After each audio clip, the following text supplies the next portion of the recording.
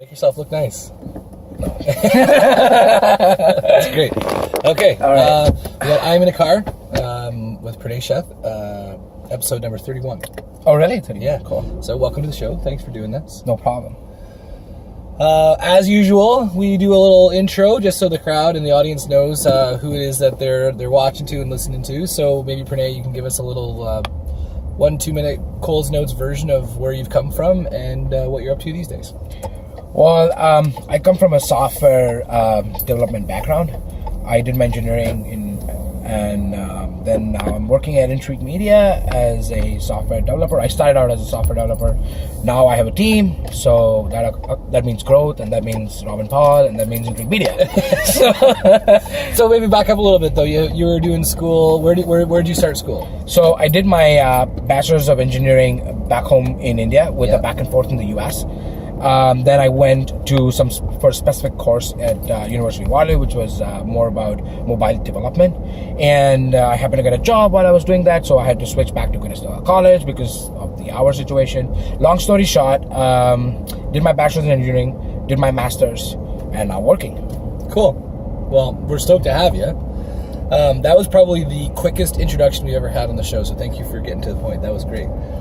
So, it's almost been a year at Intrigue. What's the experience been like for you in terms of, the culture, the team, the growth, technology? How's it going? Actually, it's going to be 1 year next week at Intrigue. That went fast. When I came into Intrigue, it was very weird for me. I thought people were exceedingly nice for some reason. And I was like, well, this guy needs something from me. There has to be something. Probably they're going to ask me for a loan.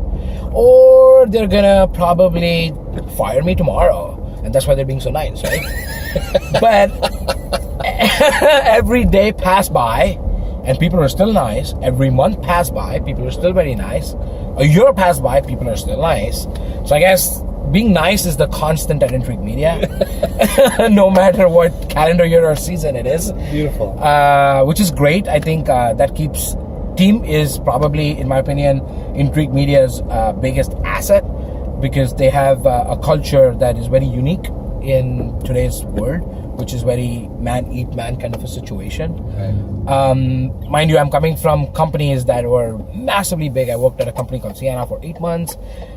I cannot go on record and say that what I feel about them, but it was a different experience. My mom always said, don't say anything at all, so I hear you. Yeah, so I think that's why Intrigue Media is really special. And the most important thing is that when I met Rob and Paul, when you guys, I don't know why I'm talking third person. It's okay, you're talking to a crowd, no big deal. When I met these guys, the idea was that they would let me off my leash and let me run at whatever speed I wanted to run.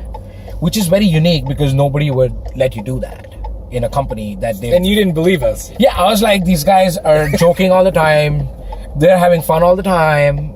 We're going out for beers all the time. I was like, there's no way that these guys are going to let me do what I want to do. They're basically just sugarcoating things. Right. But it turns out that actually happened, and Rob and Paul are very good at following through to what they say. And I think that's very important as leaders in a community. Or probably now that we want to go global, so globally, that we know that we can trust you as our leaders, and we know that when Rob said he's going to play ping pong with me on Thursday morning, 9 a.m., we did play ping pong. Yeah, and I mean, it's like, it's funny that you bring all that stuff up. I really appreciate it, right? Like the ping pong thing is beautiful, right? Because it's in the calendar, right? I planned it 3 weeks ago, so that I've got the time on Thursday morning to do it. And I think that one of the big lessons I've learned in terms of being able to follow through with the things I say is making sure that it's in the calendar. Fair point. Because if it's on the calendar, I'm not going to do it. So anyway, I really appreciate the feedback and your presence in the company. You've really built a little piece of momentum, I think, with regard to pace. You're lightning fast. Get it done yesterday. Fuck it, I'm going to do it tonight. Kind of modalities, which is, I think, is just amazing.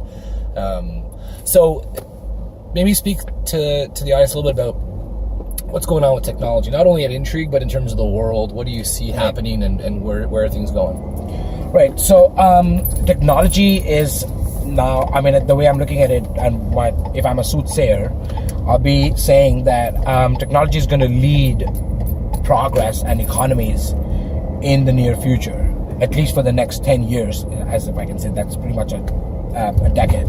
And the reason being is that everybody is using more and more technology, and the users are to be blamed for this. They're adapting technology very fast. So because of that, there's a lot of offshoot of business that starts up because, well, there is a requirement, there's a need, there's a market. Mm-hmm. People want to go and get them. Yeah. Nobody ever anticipated back in time when Philip Kotler wrote his marketing book, that marketing and technology are going to be the next two driving wheels, right, and probably form one car of it at the end of the day. Right. But that's actually what happened. And today, there are technology companies that do marketing, and there are marketing companies that do technology. Yeah. And everybody's in business. So I think technology is the way to go. If you get into details, I believe portable technology is something that everybody's looking at these days. The idea is smartwatches are getting more popular. Wearable tech. Yeah, that's the future, though. That's the legitimate future, which Internet of Things. You'll have your coffee when you wake up. You'll have your warm glass of milk when you wake up. Everything is going to be programmable. There's the Jetsons. Yeah. So like it's literally like a cartoon for the most of it. But like, oh my God, now we can actually do this. Especially smartwatches. Like people will want websites that can be read from a smartwatch while they're jogging. Well, I just got Megan. Yeah. A fossil watch. Yeah. A second generation smart fossil watch. Right. And you can do everything from it. You can Google stuff, you can listen to Spotify, you can talk to people, you can use apps, you can play games. Right, it's crazy. I mean, if I think about it now, it's like it's going to be very soon that our A clients will start asking for smartwatch-enabled watches. So my job, I think, at Intrigue is also to keep the company ready for the next wave of technology. Yeah. So we've already started working on a prototype, and I think by the end of this quarter, we'll have a test website that can work on a smartwatch. Yeah. So then awesome people can go and sell it. Yeah. And then, be ahead of the curve. That's the game. Yeah, that's cool. So then, in terms of like, your time learning, going through school, going from India to the States to Canada, right? Have you picked up anything along the way that you just think is, something you keep kind of in between your ears to keep you on track and keep you motivated? Yeah, I believe, and people might say I'm very materialistic when it comes to this kind of front, but I feel my milestones and my goals, I've tied it into my lifestyle, which means if I'm doing well, then I want to live in a nicer house, drive a nicer car. The nicer car I drive, the better I feel about myself. Right. And in order for me to continue feeling the same way, I got to work hard, but keep my head in the game. Right. And always be ahead of other people, because being ahead makes you win better opportunities, indirectly makes you successful. So I think that is one aspect of it. Second aspect of it is you need to know your audience, especially at a marketing company. Yeah. You need to know how to market yourself. Okay. Even to management for the most of it. Because you can bring a case, but if a case is not a case until you have enough evidence to back it up and you show them a future in this project. Yeah. So that's a new thing that I learned at Intrigue, which I did not know that I had a skill that I can use that way. Right.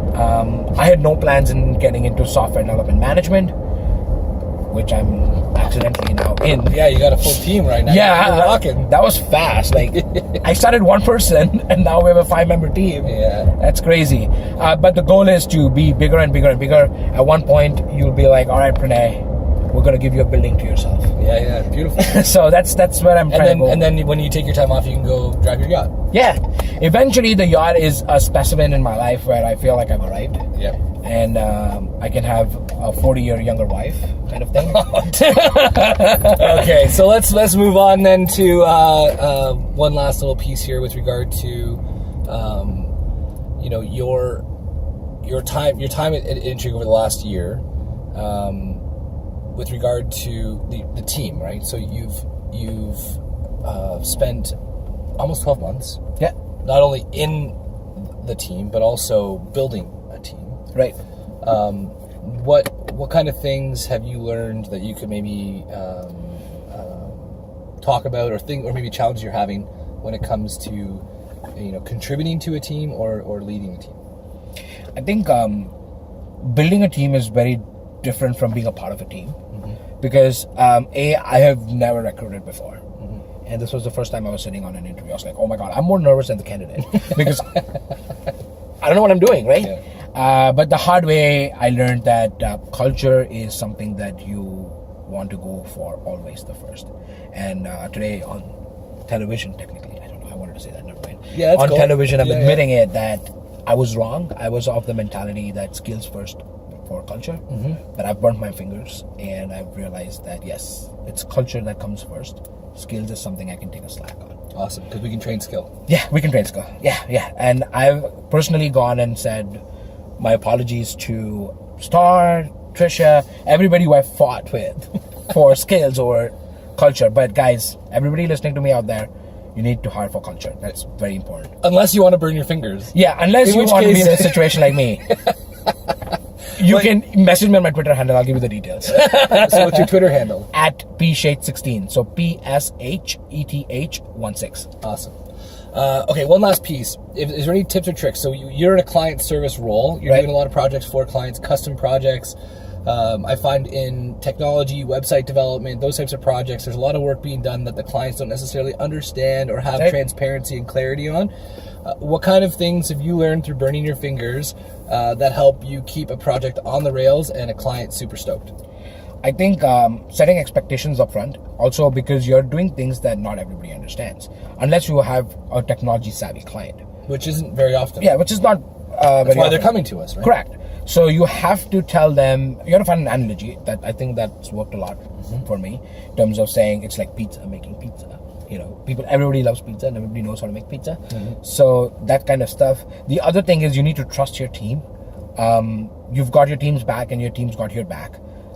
We've had situations where we've worked longer hours because of projects and deadlines and making sure our clients are happy. And the team that I work with then has been very, very supportive and understanding of what we're trying to accomplish here as a team, right? Cool. So I think, yeah, that's the other piece. And always be very honest, like as honest as you can. Yeah. If you hide information or if you don't believe in the fact that your bosses are your friends, then you're never going to succeed. Cool. It's something I've learned, yeah. Beautiful, dude. Well, thank you for doing this. No problem, I appreciate it. All right, so this is episode number 30, and that's a wrap. Thanks, guys. Bye. Bye-bye.